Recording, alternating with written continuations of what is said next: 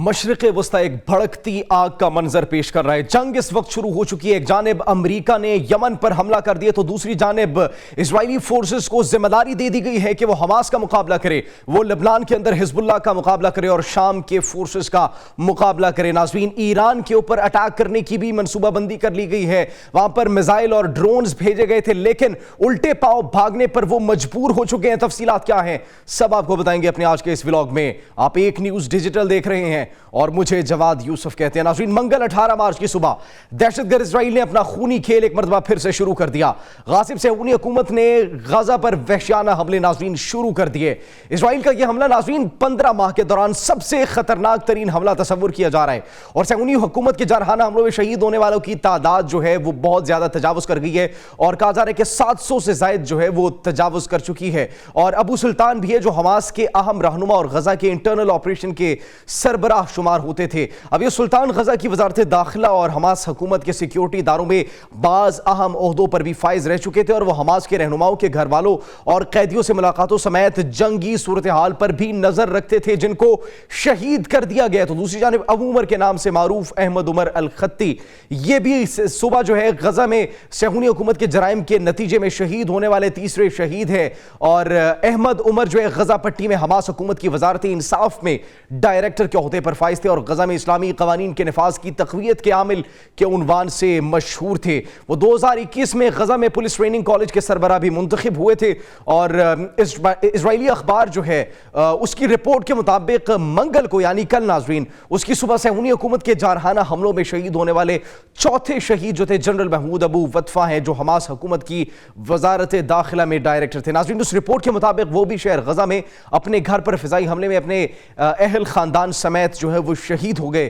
اور جنگ بندی معاہدے پر عمل درآمد شروع ہونے کے بعد انہوں نے غزہ کے ایک باشندے کے ساتھ گفتگو کرتے ہوئے غزہ پٹی کی تعمیر نو میں حماس کے پابند رہنے پر تاکید کی تھی، اور کہا تھا کہ ہم پہلے سے زیادہ بہتر اور مضبوط طریقے سے غزہ کی تعمیر نو کریں گے۔ اب ناظرین، گزشتہ مہینے جو ہے پولیس اور سیکیورٹی اہلکاروں کی تحقیقات اور مختلف علاقوں میں ان کی تعیناتی کے اور سیکیورٹی کنٹرول میں پولیس کے کردار پر وہ کافی زیادہ تاکید کرتے تھے اور بڑی انسٹرکشنز دیا کرتے تھے، لہٰذا یہ 4 اہم عہدیدار، یہ 4 اہم افسران یا سیاسی رہنما اگر ان کو آپ کہا جائے تو یہ شہید کر دیے گئے ہیں صہیونی فورسز کی جانب سے۔ یہ حماس کے ایک سینئر رکن بھی تھے جو جنوبی غزہ جو ہے اس میں دفتری امور کے معاملات جو ہے وہ دیکھ رہے تھے اور سربراہ کی حیثیت سے خدمت بھی انجام دے رہے تھے۔ پھر ناظرین، اگر بات کی جائے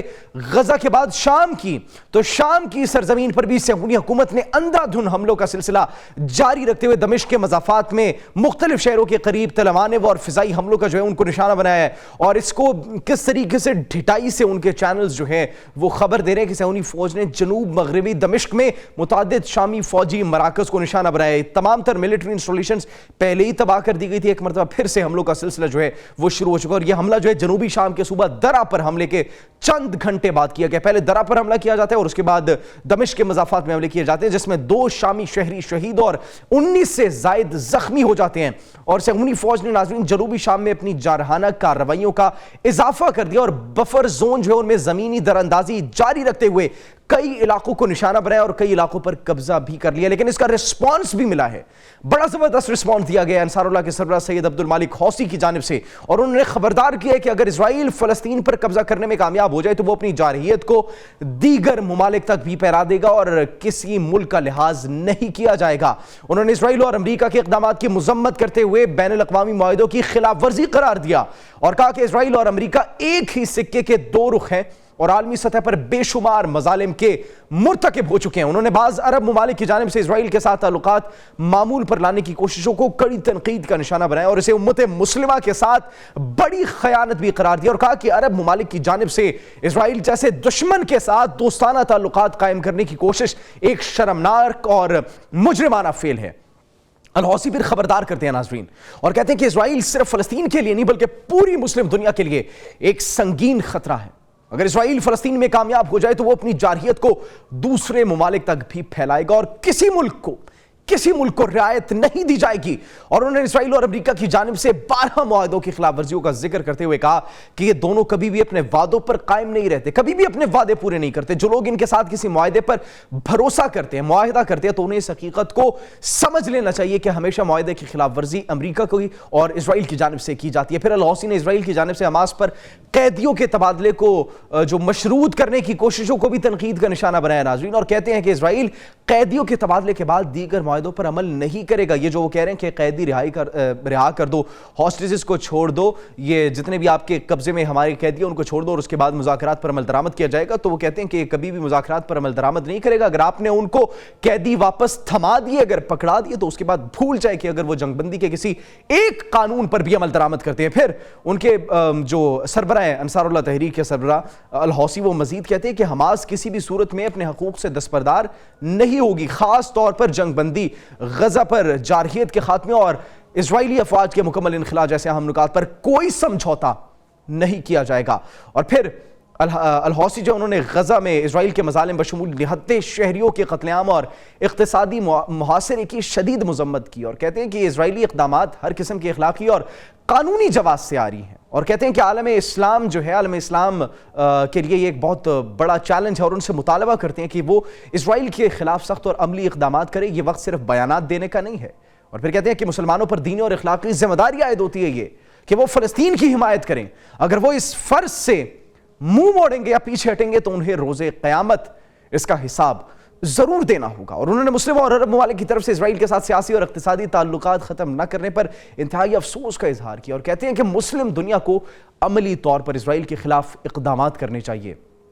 बड़ी खबर नाज़रीन दूसरी, जो हमने आपको कहा था कि ईरान के ऊपर अगला अटैक किया जाएगा। अब नाज़रीन, इन तमाम तर सूरत हाल के बाद आपको एक बात हम बताते चले कि अमेरिका जो है, अमेरिकी फौज, उन्होंने जिम्मेदारी ली है यमनी हौसियों की। एक्सिस ऑफ रेजिस्टेंस जो मजबूत हमें दिखाई दे रहा था, वो यमन की जानिब से दिखाई दे रहा था मशरिक़ वस्ता के अंदर। अब अमेरिका ने जिम्मेदारी ली है कि वो यमनी हौसियों को देखेगा, तो दूसरी जानिब जिम्मेदारी दे दी गई है इजरायली फोर्सेस को कि वो शाम को, वो लबनान को और वो गजा को देखें। मतलब एक जानिब इजराइल जंग लड़ रहे हैं उन तीन ममालिक के खिलाफ, तो दूसरी जानिब अमेरिका यमनी हौसियों के साथ जंग लड़ रहा है, इस वक्त मसरूफ हो चुका है। और इसके बाद अगर मुस्तकबिल की बात की जाए नाजरीन, तो मुस्तकबिल के अंदर आज नहीं तो कल, 1 महीने बाद, 2 महीने बाद, चंद हफ्तों बाद ईरान को भी निशाना बनाया जाएगा। ये सिर्फ एक आंखों में धूल झोंकी गई थी बैन अल-अक़वामी मंजरनामे में कि हम उनके साथ मुज़ाकरात करना चाहते हैं। डोनाल्ड ट्रंप की जानिब से जो स्टेटमेंट्स जारी की गई थी और कहा था कि हमने खतूत भेजे हैं, वो सिर्फ और सिर्फ एक धोखादही थी आलमी मंजरनामे पर कि ईरान को टेबल पर लाया जाए, मुज़ाकरात पर लाया जाए, लेकिन एक बहुत बड़ा वो धोखा था, जिसके बाद अब अगला टारगेट, अगला हदफ मुबस्सिरीन ये कह रहे हैं कि ईरान हो सकता है, जो कि मरकजी गढ़ है इस एक्सिस ऑफ रेजिस्टेंस का। नाज़रीन, फिर एक और खबर सामने आती है। बड़ी खबर यह है कि अमेरिकी जासूस MQ-4C ड्रोन ईरानी फिजाई हदूद के करीब परवाज कर रहा था, तो ईरानी जंगी तैयारों की बरवक्त कार्रवाई के बाद उसे पसपाई इख्तियार करना पड़ी। और मजीद तफसीलात के मुताबिक अमेरिकी MQ-4C ड्रोन जैसे ईरानी फिजाई हदूद के करीब पहुंचा, तो उनकी जानिब से, ईरान की जानिब से निगरानी करने वाले ड्रोन्स जो है वो फौरी तौर पर हरकत में आते हैं, और फिर जैसे ही वो F-14 जंगी तैयारे और ईरान के मजीद निगरानी करने वाले ड्रोन जो है वो हरकत में आकर उस ड्रोन को जो है पीछे धकेल देते हैं। ईरानी फौजी हुकाम की जानिब से बयान सामने आते हैं, और वो वाजे करते हैं ईरानी फौजी हुकाम, और वो ये बयान जारी करते हैं कि किसी किस्म की फिजाई दरअंदाजी पर बर वक्त कार्रवाई की जाएगी। सिपा पासदारान इनकलाब की फिजाइया ने कहा कि दुश्मन किसी भी इश्तियाल अंगेजी से बाज रहे। अगर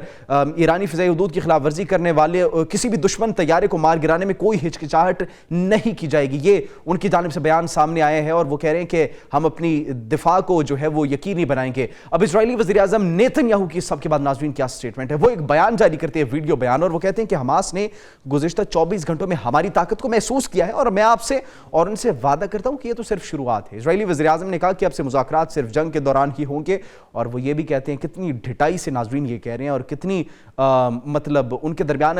उनके अंदर अगर देखें इंसानियत का कोई एक पहलू, कोई एक अंसर भी नहीं पाया जाता। उन्होंने ये कहा कि इजाफी मग़वियों की रिहाई के लिए फौजी दबाव ज़रूरी है। मतलब मग़वियों की रिहाई के लिए वो मासूम फ़लस्तीनियों को निशाना बना रहे हैं, मासूम बच्चों को निशाना बना रहे हैं, और स्कूल पर हमले कर रहे हैं। और फिर कहते हैं कि जब तक हमास इसराइल के लिए ख़तरा है, कार्रवाई हम करते रहेंगे। इसराइल हमास के खिलाफ फ़ौजी ताकत में इजाफा भी करेगा। और मज़ीद वो कहते हैं कि हमारी ताकत को तो इन्होंने महसूस कर लिया होगा, लेकिन नाज़रीन اس سب کی صورتحال کے بعد